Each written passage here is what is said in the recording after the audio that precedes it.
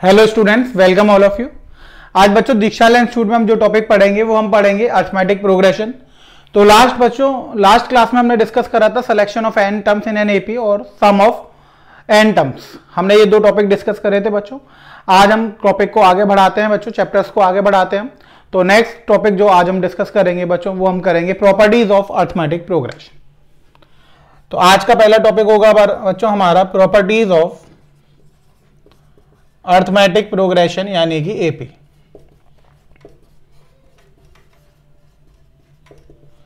अब आप देखेंगे कि बच्चों अरिथमेटिक प्रोग्रेशन की आपको प्रॉपर्टीज डिस्कस करनी है, तो ये प्रॉपर्टीज बहुत ही इंपॉर्टेंट होती हैं बच्चों। प्रॉपर्टीज जैसा कि मैं आपको अब तक बताया हुआ हूं कि प्रॉपर्टीज होती क्या है। तो प्रॉपर्टीज हमारे पास एक तरीके से आप ये मानिए कि ऐसी ट्रिक्स हैं जिनसे आप बड़े से बड़ा क्वेश्चन इजीली सॉल्व कर सकते हैं। जैसे बच्चे बोलते हैं ना कि सर कुछ ट्रिक बताओ, तो प्रॉपर्टीज क्या यूनिवर्सल ट्रिक हैं। ये मान लीजिए आप प्रॉपर्टीज का यूज करके आप कठिन से कठिन क्वेश्चन को इजीली सॉल्व कर सकते हैं अगर आपको प्रॉपर्टीज पता है तो। ठीक है बच्चों, और ये एपी के बारे में स्पेशल फीचर्स भी हैं कि एपी के बारे में कुछ स्पेशल बातें आपको पता लगेंगी, तो उनको भी हम प्रॉपर्टीज बोल देते हैं बच्चों। तो वन बाय वन सारी प्रॉपर्टीज डिस्कस करेंगे। आप देखिए पहले बच्चों property number one. Property number बच्चों ये हमसे ये कहता है कि मान लीजिए कि कोई एक एपी हमें गिवन है। अब उसके हर टर्म में बच्चों अगर हम किसी सेम कांस्टेंट को ऐड कर दें या सब्ट्रैक्ट कर दें, हम क्या करें कि सारे टर्म्स में या तो किसी कांस्टेंट के को ऐड कर दें या फिर सारे टर्म्स में हम किसी के को सब्ट्रैक्ट कर दें। तो अब ऐड करने या सब्ट्रैक्ट करने के बाद जो हमारे पास सीक्वेंस मिलेगा ना बच्चों, वो भी एपी में ही मिलेगा, यानी वो चेंज नहीं होगा, वो एपी में ही रहेगा। और कॉमन डिफरेंस भी बच्चों उसका सेम रहेगा जो पहली वाली एपी का था, जो ओरिजिनल एपी का था। तो प्रॉपर्टी ये हुई बच्चों कि if the constant is added or subtracted from each term of a AP, then the resulting sequence is an AP with same common difference. इतनी बात आपको समझ में आई बच्चों? यानी अगर हम किसी कांस्टेंट को ऐड करते हैं या सब्ट्रैक्ट कर दें तो उससे उस सीक्वेंस अगर वो एपी में है तो उससे उसकी प्रॉपर्टी पे कोई भी फर्क नहीं पड़ेगा। अब ऐड या सब्ट्रैक्ट करने के बाद जो हमें सीक्वेंस मिलेगा वो एपी में ही होगा और उसका जो कॉमन डिफरेंस है वो भी वही होगा जो ओरिजिनल एपी का था। आप देखिए कैसे देखेंगे। आपने माना कि यहां पर एक हमें सीक्वेंस दे रखा था एपी का, तो A1, A2, A3, A4, A5 ऐसे AN तक जा रहा था। और बच्चों यहां पर जो इसका कॉमन डिफरेंस था वो D था। कॉमन डिफरेंस को हमने शॉर्ट में लिख दिया C डॉट D। तो कॉमन डिफरेंस इस वाली एपी का कितना था? D था। अब आया बच्चों इफ वी ऐड K। अब हमने K कर दिया इन ईच टर्म। अगर हमने हर एक टर्म में k ऐड करा तो ये हो गया बच्चों A1 प्लस के, A2 प्लस के, A3 प्लस के, A4 प्लस के, ऐसे ही चलता जाएगा बच्चों AN प्लस के। तो बच्चों अब जो ये सीक्वेंस मिलेगा वो भी बच्चों एपी में ही होगा और इसका कॉमन डिफरेंस D होगा जो ओरिजिनल का था। ऐसा क्यों होगा बच्चों? देखिए कि जैसे ये एक एपी है तो यहां पर D क्या था? A2 minus A1। अब अगर मैं इसके सेकंड टर्म में से फर्स्ट टर्म को डिडक्ट करूंगा तो A2 प्लस के माइनस A1 माइनस के K से K कट गया बच्चों। तो ये फिर से क्या निकल कर आ गया? ये फिर से हमारे पास निकल कर आ गया A2 माइनस A1, यानी जो ऊपर आ रहा था वही यहां पर आ गया। तो K को ऐड करने से दोनों के डिफरेंस की वैल्यू चेंज नहीं हुई, डिफरेंस की वैल्यू क्या रही? सेम रही। इसलिए जो कॉमन डिफरेंस की वैल्यू है वो भी बच्चों क्या रहती है? सेम रहती है। अब इसी तरीके से मान लीजिए बच्चों हम लिखते हैं if we subtract K in each term. अब हमने क्या करा बच्चों? सब्ट्रैक्ट कर दिया। तो ये हो गया A1 माइनस के, A2 माइनस के, A3 माइनस के, A4 माइनस के, AN माइनस के। अब हमने सब्ट्रैक्ट कर दिया बच्चों। अब सब्ट्रैक्ट कर दिया K बच्चों तो ये हो गया A1 माइनस के, A2 माइनस के, A3 माइनस के, A4 माइनस के, AN माइनस के। तो बच्चों यहां से भी जो कॉमन डिफरेंस मिलेगा वो आपको कितना मिलेगा? D मिलेगा। यानी एक एपी आपको दी गई है उसमें आप के को या किसी सेम कांस्टेंट को through out the terms add कर दे या सब्ट्रैक्ट कर दे तो उससे जो अनदर सीक्वेंस मिलेगा या फाइनल सीक्वेंस मिलेगा वो एपी में ही होगा और उसका कॉमन डिफरेंस सेम रहेगा जो ओरिजिनल एपी का था। इतनी बात आपको समझ में आ गई। यहां भी आप देखिए, जैसे हमने सेकंड टर्म था a2 माइनस के, उसमें से फर्स्ट टर्म माइनस कर दिया a1 माइनस के, तो ये हो जाएगा जो a2 माइनस के माइनस a1 प्लस के से के कैंसिल आउट हो गया तो कितना आ जाएगा a2 माइनस a1 आ जाएगा। a2 माइनस a1 यहां से भी बच्चों क्या वैल्यू थी उसकी, डी वैल्यू थी। बात समझ में आई बच्चों? तो ये हो गई आपकी प्रॉपर्टी नंबर 1। अब बच्चों हम बात करते हैं प्रॉपर्टी नंबर 2 की। किसकी बात करते हैं? 2 की। अब जैसे बच्चों इसमें हम ऐड कर रहे थे, प्रॉपर्टी 2 में हम क्या करेंगे बच्चों, मल्टीप्लाई और डिवाइड करेंगे। क्या करेंगे? मल्टीप्लाई और डिवाइड। तो अब उसमें क्या रहेगा देखिए। अब बच्चों प्रॉपर्टी नंबर 2 हमने लिखी कि if the constant is multiplied, if the constant is, यहां पे क्या हो जाएगा बच्चों, multiplied and divided from each term of an AP, then the resulting sequence is an AP. तो जो रिजल्टिंग सीक्वेंस आएगा वो एपी में ही आएगा। विद सेम कॉमन डिफरेंस हट जाएगा बच्चों। अब यहां पर हो जाएगा विद कॉमन डिफरेंस के डी और डी बाय के।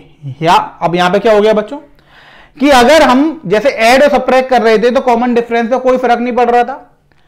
Where D is common difference of original AP.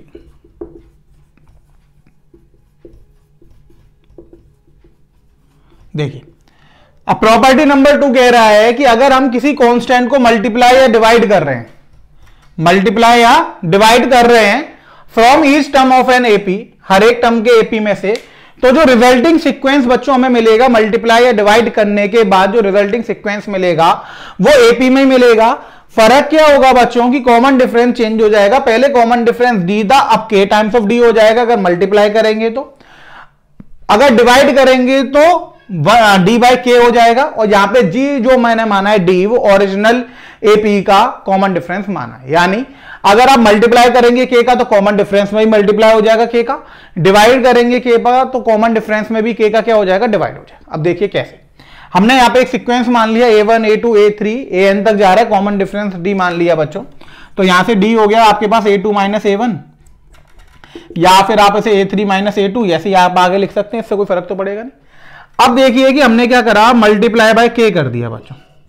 अब मल्टीप्लाई बाय के कर दिया तो ये हो गया बच्चों a1 के, a2 के, a3 के, a4 के, a5 के, an के। अब जो ये सीक्वेंस आएगा बच्चों वो एपी में ही आएगा। किस में आएगा? एपी में। अब हम इसका कॉमन डिफरेंस निकालते हैं बच्चों। अब कॉमन डिफरेंस अगर हमें निकालना है बच्चों तो कॉमन डिफरेंस के लिए हमें क्या करना पड़ेगा, second term minus first term, यानी a2 के माइनस a1 के।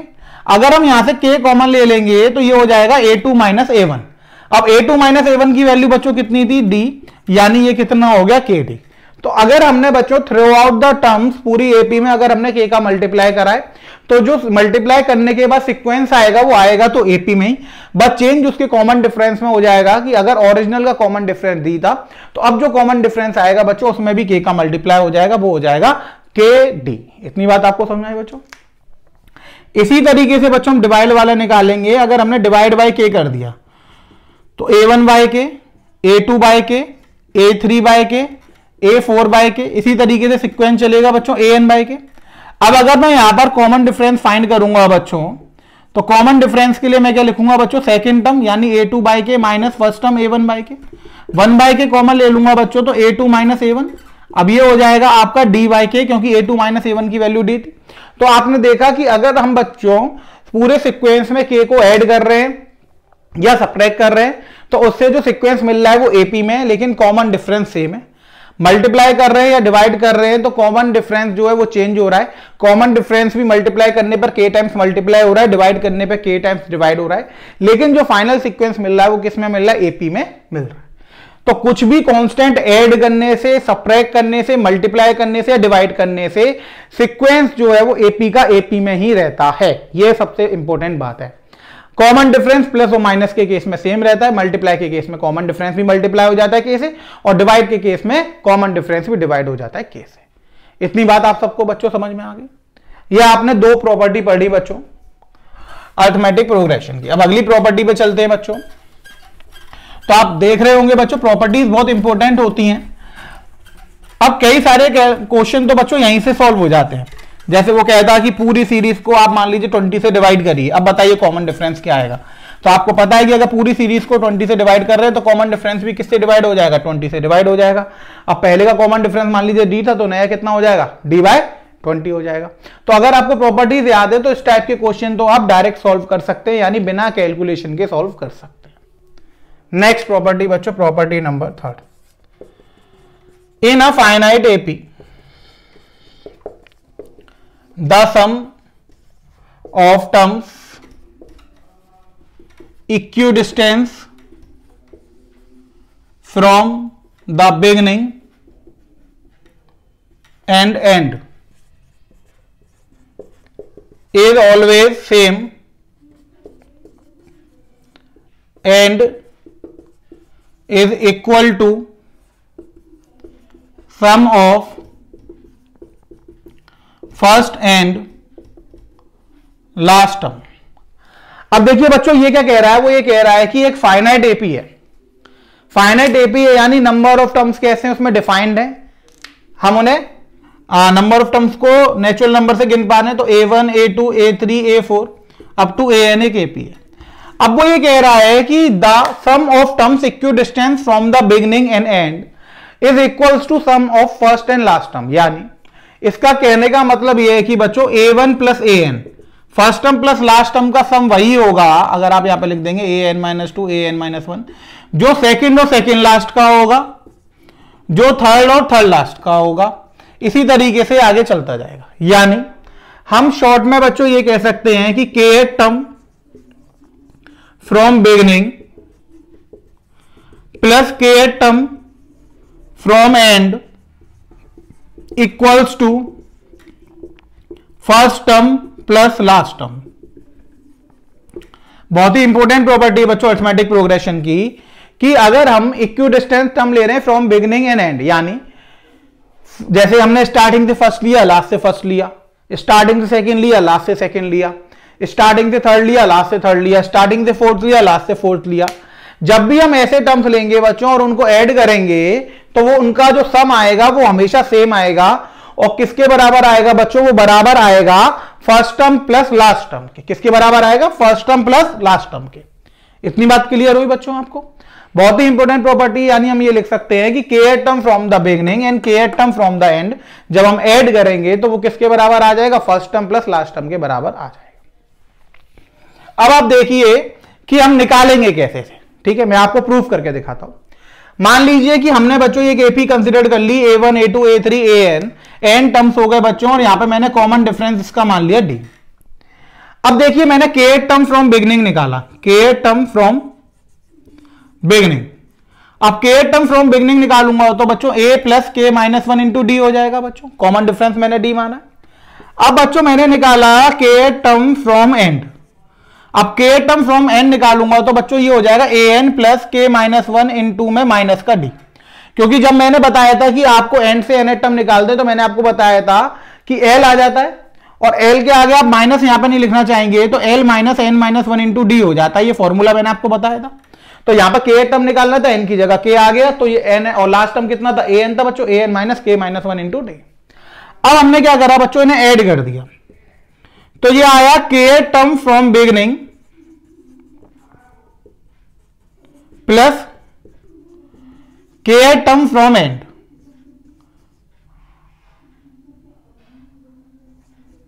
अब kth term from beginning plus हमने कर दिया बच्चों kth term from and, add करा बच्चों, तो k माइनस 1 इंटू डी से k minus 1 into D cut गया बच्चों, और ये आ गया a प्लस an के बराबर, यानी first term plus last term के बराबर ये हमारे पास निकल कर आ गया।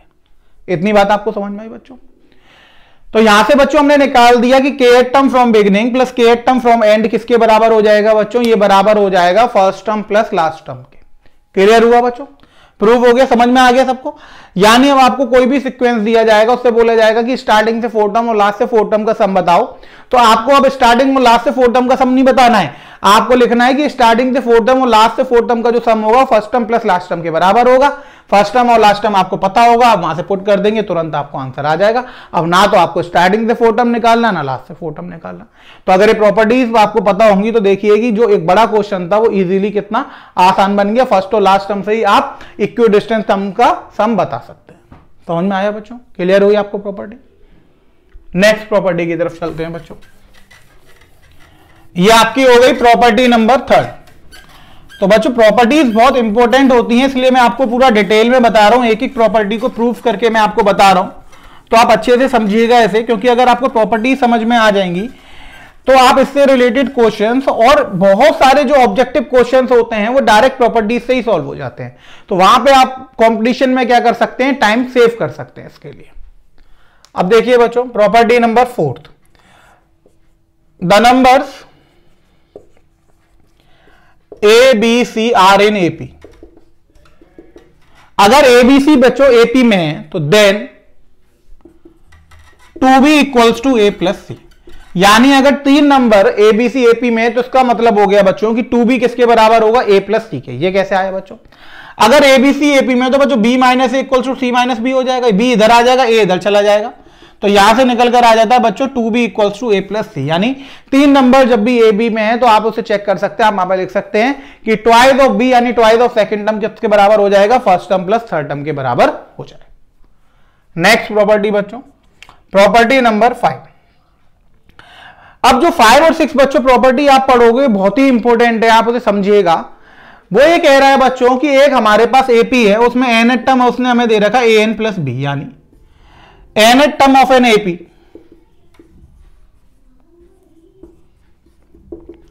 is linear expression of n where a and b are constant। अब अगर ए एन बच्चों लीनियर आपको दे रखा है ए एन प्लस बी, और जहां पर ए और बी आपके पास क्या है, कांस्टेंट है, so N represent an AP, N represent an AP. यानी जब भी आपको एन टर्म बच्चों एक सीक्वेंस का लीनियर एक्सप्रेशन दे रखा होगा एन का, तो वहां पर जो एन होगा वो किसको रिप्रेजेंट कर रहा होगा, वो रिप्रेजेंट कर रहा होगा एपी को, with common difference equal to coefficient of N. यानी वो एपी को तो रिप्रेजेंट कर रहा होगा बच्चों। अब जो इसका कॉमन डिफरेंस आएगा ना बच्चों, वो कॉमन डिफरेंस निकालने के लिए आप क्या कर सकते हैं, एन के कोफिशिएंट को देख सकते हैं। जो एन का कोफिशिएंट होगा वही क्या बन जाएगा, कॉमन डिफरेंस बन जाएगा। जैसे ए एन आपको बच्चों ए एन प्लस बी दे रखा है, तो ये एक एपी को रिप्रेजेंट करेगा बच्चों, और एपी का जो कॉमन डिफरेंस होगा ना बच्चों डी, वो किसके बराबर हो जाएगा, वो कैपिटल ए के बराबर हो जाएगा, यानी कोफिशिएंट ऑफ एन के बराबर हो जाएगा। अब आप कहेंगे सर ये कैसे निकाला आपने? अब देखो बच्चों, ए एन आपको पता है, आपको कॉमन डिफरेंस का फॉर्मूला तो बताइए, A N minus A N minus 1।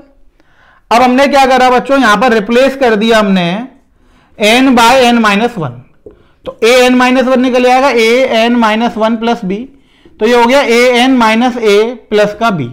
अब डी का फॉर्मूला बच्चों कितना हो जाएगा, ए एन माइनस ए, आगे वाले में से पहले वाला टर्म माइनस कर दीजिए, तो ए एन प्लस बी, ये हो जाएगा माइनस का ए एन प्लस का ए माइनस का बी, बी से B cancel out, A N से ए एन कैंसिल आउट, तो डी की वैल्यू कितनी निकल कर आ गई, ए निकल कर आ गई बच्चों। यानी जो कॉमन डिफरेंस की वैल्यू थी बच्चों वो कितनी निकल कर आ गई, कैपिटल ए। क्लियर हुआ बच्चों? तो ये प्रॉपर्टी बहुत इंपॉर्टेंट है कि जब भी आपको एन टर्म दिया जाएगा तो आप चेक करेंगे कि वो लीनियर एक्सप्रेशन एन का है या नहीं है। अगर वो लीनियर एक्सप्रेशन है बच्चों एन का, तो इसका मतलब है कि वो अरिथमेटिक प्रोग्रेशन को रिप्रेजेंट कर रहा होगा, पहली बात। और उसका जो कॉमन डिफरेंस होगा बच्चों वो आप कैसे निकाल सकते हो, एन का कोफिशिएंट देखोगे, जो एन का कोफिशिएंट आएगा बच्चों वही क्या निकल कर आ जाएगा, वो निकल कर आ जाएगा उसका कॉमन डिफरेंस। क्लियर हुआ बच्चों?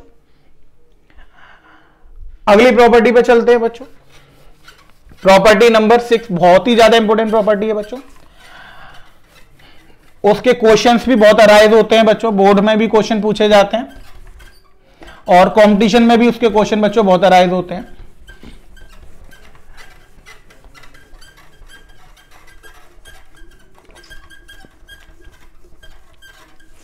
तो देखिए बच्चों कैसे निकलेगा वो क्वेश्चन।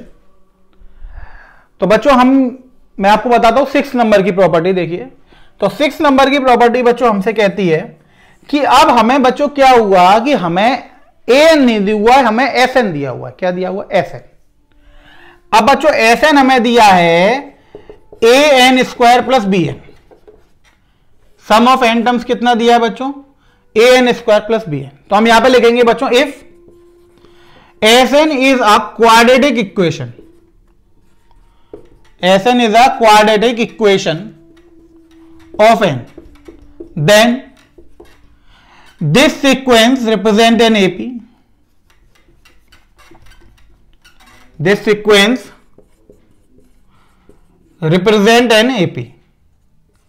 ये सीक्वेंस किसको रिप्रेजेंट कर रहा है बच्चों? ये सीक्वेंस रिप्रेजेंट कर रहा है एपी को। यानी हमने यहां पर लिखा बच्चों कि अगर Sn जो है वो एक क्वाड्रेटिक इक्वेशन है n का, तो इससे ये निकल कर आया कि वो सीक्वेंस क्या इसको डिनोट कर रहा होगा? रिप्रेजेंट कर रहा होगा एपी को विद कॉमन डिफरेंस। अब कॉमन डिफरेंस क्या होगा इसका? देखिए, common difference equals to twice the coefficient of N square, that is D equals to twice of A. यानी अगर Sn जो है वो क्वाड्रेटिक एक्सप्रेशन है बच्चों n का, तो क्वाड्रेटिक एक्सप्रेशन है तो ये सीक्वेंस एपी को तो डिनोट करेगा ही करेगा। अब जो कॉमन डिफरेंस होगा बच्चों वो किसके बराबर होगा? तो यहां पे बच्चों जो कॉमन डिफरेंस होगा वो इक्वल होगा twice the coefficient of n square, twice the coefficient of n square. यानी n स्क्वायर का जो कोफिशिएंट आएगा उसके ट्वाइस के बराबर होगा। तो यहां पे n स्क्वायर का कोफिशिएंट कितना था बच्चों? a था, तो कॉमन डिफरेंस कितना हो जाएगा? 2a हो जाएगा। यानी जब भी Sn आपको दिया है और कॉमन डिफरेंस आपसे पूछा है तो डायरेक्ट आप उसका आंसर लिख सकते हैं कि d की वैल्यू कितनी हो जाएगी? 2a। अब इसे हम कैलकुलेट कैसे करेंगे बच्चों वो देखिए, कि हमें ये तो पता लग गया बच्चों। अब देखिए, अब बच्चों Sn लिखा है तो Sn का मतलब कितना होगा? देखिए, a1 plus a2 plus a3 plus a4 up to an-1 plus an, इतने टर्म्स का सम हो जाएगा an का।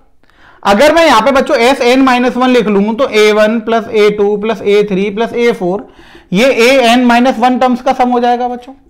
अब मैंने क्या करा बच्चों? ऊपर वाले में से नीचे वाला माइनस कर दिया। अब माइनस कर दिया तो बच्चों ये सब कैंसिल हो जाएगा।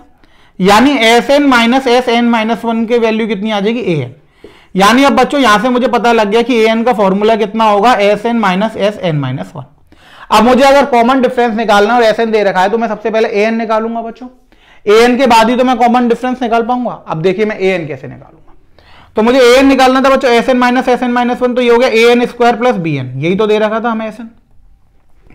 अब माइनस Sn माइनस n का स्क्वायर, तो an-1 का होल स्क्वायर प्लस b, और ये हो गया n-1। अब देखिए हम इसको सॉल्व करेंगे बच्चों। an square plus bn minus a, ये हो गया आपका n square plus 1 minus 2n plus का bn minus b। an square plus bn minus का 2 हो जाएगा, तो माइनस का an स्क्वायर माइनस का a प्लस का 2an माइनस का bn प्लस का b। अब देखिए bn से bn कैंसिल, an स्क्वायर से an स्क्वायर, ये हो गया बच्चों 2an माइनस a प्लस का b। ये आपके पास वैल्यू आ गई an की। अब आप डायरेक्ट यहां से बच्चों an से अगर निकालना चाहेंगे तो देखिए कि an की वैल्यू आ गई आपके पास 2an minus a plus b। तो an जो आ गया बच्चों वो लीनियर एक्सप्रेशन आ गया n का, यानी n की जो यहां पर हाईएस्ट पावर है बच्चों, n की हाईएस्ट पावर कितनी है? यहां पर 1 है।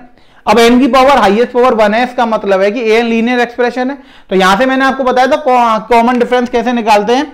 कॉमन डिफरेंस n का जो कोफिशिएंट है, तो d की वैल्यू कितनी आ गई बच्चों? 2a आ गई।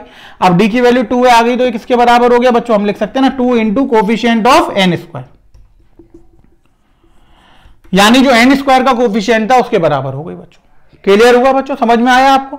तो ये दो इंपॉर्टेंट प्रॉपर्टीज थी बच्चों एंड वाली जो आपने पढ़ी कि अगर लीनियर एक्सप्रेशन है n का, an दे रखा है तो वो बच्चों एक AP को रिप्रेजेंट करेगा, और अगर मैं कॉमन डिफरेंस निकालना होगा तो n के कोफिशिएंट से निकाल लेंगे।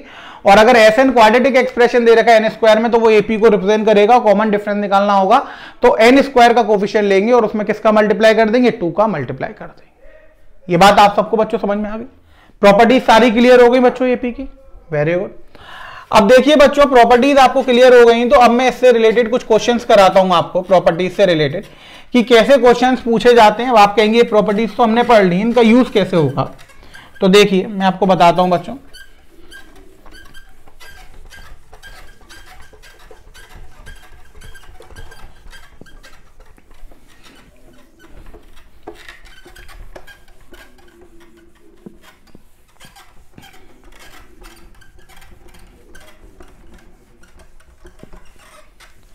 कि हम प्रॉपर्टीज को यूज कैसे करते हैं वो देखिए बच्चों, कि प्रॉपर्टीज तो हमने पढ़ ली, अगर हमें यूज करना हो तो कैसे करेंगे वो देखिए। तो बच्चों यहां पर हमें क्वेश्चन कंसिडर करते हैं कि if A, B, C are in AP,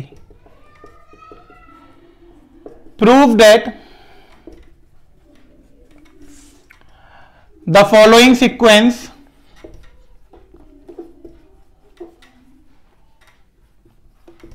are also in AP। तो बच्चों यहां पर हमें दे रखा है कि अगर ABC AP में है तो हमें प्रूफ करना है कि जो सीक्वेंस दिया जा रहा है वो भी किस में होगा बच्चों, वो भी AP में होगा। तो देखिए हम कैसे करेंगे। तो सीक्वेंस लिख लेते हैं बच्चों। फर्स्ट हमें दिया है 1/BC, 1/CA, 1/AB। सेकंड बच्चों हमें दिया है B+C, C+A, A+B। और थर्ड बच्चों हमें दिया है A 1/B + 1/C, B 1/A + 1/C, C 1/A + 1/B। ये तीन हमें सीक्वेंस दिए हैं बच्चों। अब हमें दिया है क्वेश्चन में कि ABC किसमें, AP में। अब हमें ये प्रूफ करके दिखाना है बच्चों कि ये AP में होंगे तीनों सीक्वेंस। 1 बाय 1 हम सॉल्व करेंगे बच्चों। अगर हमें प्रूफ करना है ना AP में, तो एक तरीका तो ये है कि हम ABC को AP में लेके चले और इन्हें ले आए। दूसरा तरीका बच्चों ये है कि हम इसको मान लें, कंसिडर अज्यूम कर लें कि AP में, फिर इसे सॉल्व करते ले जाएं और रिजल्ट अगर हमारे पास ट्रू आ जाता है यानी ABC आ जाता है तो हम लिख देंगे our assumption is true, otherwise our assumption is wrong. तो देखिए हम कैसे सॉल्व करेंगे। सॉल्यूशन बच्चों हम सबसे पहले लेते हैं, हमने मान लिया कि 1/BC, 1/CA, 1/AB, हमें यही तो लेकर आना है बच्चों। अब बच्चों हम यहां पे लिखेंगे कि गिवन, हमें गिवन है, गिवन क्या है बच्चों, गिवन है हमें A, B, C are in AP। अब हमें ये गिवन है कि ABC किसमें, AP में। अब हमने पढ़ा था कि अगर हम इसको किसी से डिवाइड कर दें तो उसके बाद जो सीक्वेंस बनेगा वो भी AP में ही होगा। तो हमने लिख दिया बच्चों डिवाइड बाय ABC। तो A/ABC हो गया बच्चों, B/ABC हो गया, C/ABC हो गया, C से C कैंसिल, B से B कैंसिल, A से A कैंसिल, ये आ गया 1/BC, 1/AC, 1/AB। तो ये किसमें आ गए बच्चों, ये आ गए R इन AP। तो हमें यही तो लाना था बच्चों। देखिए हो गया प्रूफ, समझ में आया। यहां पर हम क्या करके चले बच्चों, हम ये मान के चले कि ABC हमें जो दिया हुआ था हमने वो लिया और उससे हमें ये लाना था कि ये तीनों टर्म्स AP में होंगे, तो हमने डिवाइड कर दिया। हमने प्रॉपर्टी पढ़ी है कि अगर हम AP के सारे टर्म्स को किसी कांस्टेंट से डिवाइड करेंगे तो वो AP में ही रहेगा, तो वो फाइनली AP में रहेगा, यानी ये वाले टर्म्स AP में ही रहेंगे। तो AP आ गया हमारे पास, ये टर्म्स AP में, हमें यही तो प्रूफ करना था बच्चों। ये तो आपको हो गया बच्चों पहला वाला मेथड कि अगर हम क्या कर रहे हैं ABC को AP में मान के चल रहे हैं। तो ये तो फर्स्ट वाला हो गया। अब बच्चों मैं आपको सेकंड वाला करके दिखा रहा हूं, उसमें मैं अजम्पशन करके चलूंगा। तो आप देखिएगा अजम्पशन से हम कैसे सॉल्व करते हैं बच्चों। सेकंड मेथड जो प्रूव होता है वो मैं आपको यूज करके दिखा रहा हूं सेकंड वाले में। देखिए सेकंड में बच्चों लिखिए कि वी अज्यूम, हमने अज्यूम कर लिया बच्चों, हमने अज्यूम कर लिया कि B+C, C+A एंड A+B या फिर A+B आर इन AP। अब हमने मान लिया कि ये बच्चों किसमें है, ये AP में, ये हमने मान लिया। अभी हमने अज्यूम करा है। अब अगर हम राइट रिजल्ट आ गया तो हम लिख देंगे अवर अजम्पशन इज ट्रू, वरना अवर अजम्पशन इज रॉन्ग। तो we assume that are in AP। अब बच्चों हमने यहां पे क्या करा, हमने लिखा सब्ट्रैक्ट A+B+C फ्रॉम दीज। अब हमने तीनों में से क्या करा, A+B+C को सब्ट्रैक्ट कर दिया। तो बच्चों ये हो गया B+C माइनस A+B+C, ये हो गया बच्चों C+A माइनस A+B+C, ये हो गया बच्चों A+B माइनस A+B+C। सब्ट्रैक्ट करेंगे, अब इसको क्या लिखेंगे, देखिए B+C minus A minus B minus C, C+A minus A minus B minus C, A+B minus A minus B minus C। AB से AB कट गया बच्चों, AC से AC कट गया बच्चों, BC से BC कट गया। अभी आ गया माइनस A माइनस B और माइनस C। यहां से माइनस A बचा, यहां से माइनस B बचा और यहां से क्या बचा, minus C। Multiply by -1, multiply कर सकते हैं बच्चों। अब जब मल्टीप्लाई बाय -1 करेंगे तो बच्चों ये हो जाएगा ABC। अब हमें पता है कि ABC किसमें है, आर इन AP। ABC किसमें आ गए, आर इन AP। हमने इसको AB अजम्पशन लेके चले थे और रिजल्ट भी हमारे पास ट्रू आ गया, ABC आर इन AP। इसका मतलब our assumption is true, that is our assumption is true. अब अगर हमारा अजम्पशन ट्रू हो गया, इसका मतलब है कि ये वाला सीक्वेंस भी किसमें हो गया बच्चों, ये वाला सीक्वेंस हो गया AP। समझ में आया आपको, क्लियर हुआ बच्चों सबको।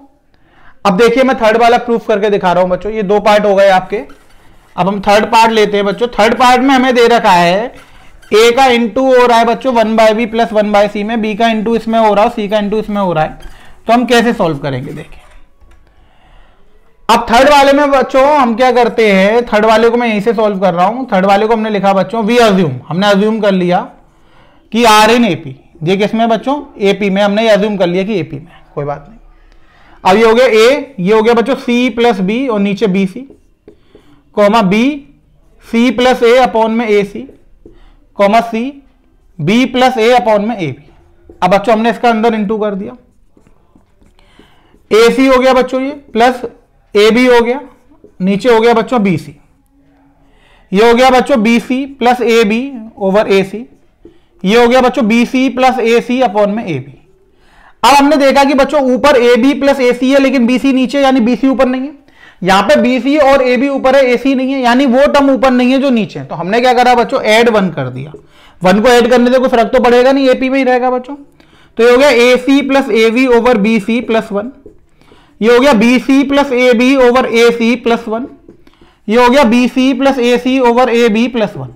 अब 1 ऐड करेंगे बच्चों, एलसीएम लिया हमने बी सी, तो ये आ गया हमारे पास A B plus B C plus C A, ऊपर आ गया। यहां पे 1 ऐड करेंगे तो बच्चों A B plus B C plus C A, ये आ गया अपॉन में ए सी, और यहां पर आ गया बच्चों A B plus B C plus C a और अपॉन में क्या आ गया ए बी। इतनी बात आपको समझ में आ गई बच्चों। अब आप देखेंगे कि ऊपर सब में A B plus B C plus C a आ रहा है, सब में ही आ रहा है बच्चों। तो हम क्या कर सकते हैं, यहां पर हमने कर दिया divide by a B plus B C plus C a, तीनों में हमने डिवाइड कर दिया बच्चों। अब तीनों में डिवाइड कर देंगे बच्चों तो A B plus B C plus c हटता चला जाएगा। यहां से क्या बचेगा बच्चों, यहां से बचेगा 1 अपॉन बी सी, यहां से बचेगा 1 अपॉन ए सी और यहां पर बचेगा 1 अपॉन ए बी। इतनी बात आपको समझ आ गई। अभी तक हमने क्या करा, सबसे पहले एलसीएम ले लिया, ऐड 1 कर दिया, उससे एपी मेरा डिवाइड कर दिया एपी में। अब बच्चों हमने यहां पे कर दिया मल्टीप्लाई बाय एबीसी, एबीसी से मल्टीप्लाई, तो जो गया ABC over BC, ABC over AC, ABC over AB. तो ए बी से ए बी कैंसिल बच्चों, ए सी से ए सी कैंसिल बच्चों, बी सी से बी सी कैंसिल, तो ये आ गया ए बी सी। अब ए बी सी बच्चों किसमें दे रखे थे, हमें एपी में ही दे रखे थे, यानी जो रिजल्ट हमारा निकल कर आया वो ट्रू निकल कर आया। रिजल्ट ट्रू निकल कर आया, इसका मतलब बच्चों क्या हो गया, इसका मतलब ये हो गया कि अवर अजम्पशन इज ट्रू, यानी जो हमने अजम्पशन करा था कि जो गिवन सीक्वेंस है वो किसमें, एपी में, तो जो हमारा अजम्पशन था वो ट्रू हो गया बच्चों। अजम्पशन ट्रू हो गया, इसका मतलब है कि given sequence now in AP, तो अवर अजम्पशन इज ट्रू। तो यहां पे लिख देंगे हम our assumption is true, so given sequence is an AP. तो जो गिवन सीक्वेंस है बच्चों वो किसमें आ गया, एपी में आ गया। इतनी बात आपको समझ में आई बच्चों। अब मैं इसका एक और एग्जांपल बच्चों आपको कराता हूं, और क्लियरिटी होगी आपको थोड़ी सी कि कैसे क्वेश्चन अराइज होते हैं बच्चों। ये आपको समझ में आ गए होंगे बच्चों कि प्रॉपर्टीज का हम यूज कैसे करते हैं एपी में, कैसे हम उसके क्वेश्चंस को सॉल्व करते हैं। ये सारी चीजें आपको क्लियर हो गई होंगी बच्चों यहां से।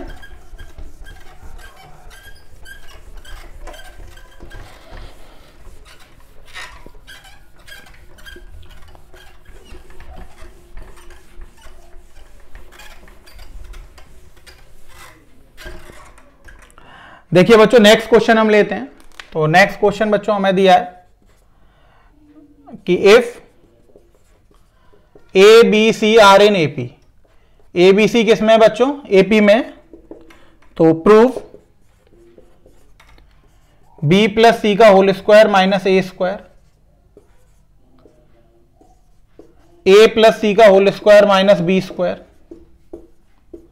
ए प्लस बी का whole square minus c square are in AP. अब आपको दिया गया है कि एबीसी एपी में है बच्चों, तो आपको ये प्रूफ करके दिखाना है कि ये भी किस में होंगे, एपी में होंगे। तो आप कैसे सॉल्व करेंगे देखिए। तो सबसे पहले तो बच्चों सॉल्यूशन में वही करेंगे कि वी अज्यूम, हमने बच्चों अज्यूम कर लिया बी प्लस सी का whole square minus a square, a plus c का whole square minus b square, a plus b का whole square minus c square are in AP. हमने कंसिडर कर लिया कि बच्चों ये किसमें है, एपी में। अब इसको सॉल्व करेंगे तो बच्चों बी प्लस सी का होल स्क्वायर, इसको हम लिख सकते हैं B plus C plus A, B plus C minus A plus C minus B, A plus C plus का बी, ए प्लस बी माइनस सी, ए प्लस बी प्लस का सी। ठीक है बच्चों। अब ये एपी में ही होंगे बच्चों। अब हमने लिखा divide by a plus b plus c, क्योंकि ये सब में कॉमन आ रहा था तो डिवाइड कर दिया बच्चों। डिवाइड करने से ये एपी में ही रहेंगे। तो ये बच्चों यहां पर बचेगा बी प्लस सी माइनस ए, यहां पे बचेगा बच्चों ए प्लस सी माइनस बी, और यहां पे बचेगा ए प्लस बी माइनस सी। अभी तक ये एपी में चल रहे हैं क्योंकि मल्टीप्लाई डिवाइड करने से कुछ भी फर्क नहीं पड़ता है बच्चों। अब बच्चों इसमें हमने लिखा कि सब्ट्रैक्ट ए प्लस बी प्लस सी। अब हमने तीनों में से क्या करा, ए प्लस बी प्लस सी को सब्ट्रैक्ट कर दिया। तो ये हो गया देखिए बी प्लस सी माइनस ए माइनस बी माइनस सी, ए प्लस सी माइनस बी माइनस ए माइनस बी माइनस सी, ए प्लस बी माइनस सी माइनस ए माइनस बी माइनस सी। ये सब्ट्रैक्ट हो गया बच्चों। अब देखिए बी से बी कट गया और सी से सी कट गया, तो ये हो गया माइनस का 2a। यहां पर ए से ए, सी से सी कट गया तो माइनस का 2b। यहां पर बी से बी कट गया और ए से ए कट गया माइनस का 2c। ये हो गया बच्चों। अब हमने लगा दिया डिवाइड बाय -2, तो बच्चों ये क्या निकल कर आ गया, A B C are in AP. अब ए बी सी किस में होते हैं बच्चों, एपी में ही होते हैं। अब एबीसी एपी में आ गए, यही हमें क्वेश्चन में दिए, तो हम क्या लिख देंगे, our assumption is true.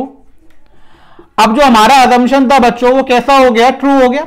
Our assumption is true से बच्चों ये निकल कर आया कि यहां पर जो वैल्यू हमें दी हुई थी, जो हमने अजम्पशन करा था वो ट्रू अजम्पशन करा था, यानी कि गिवन सीक्वेंस जो है वो किसमें है बच्चों, गिवन सीक्वेंस हमारा एपी में है।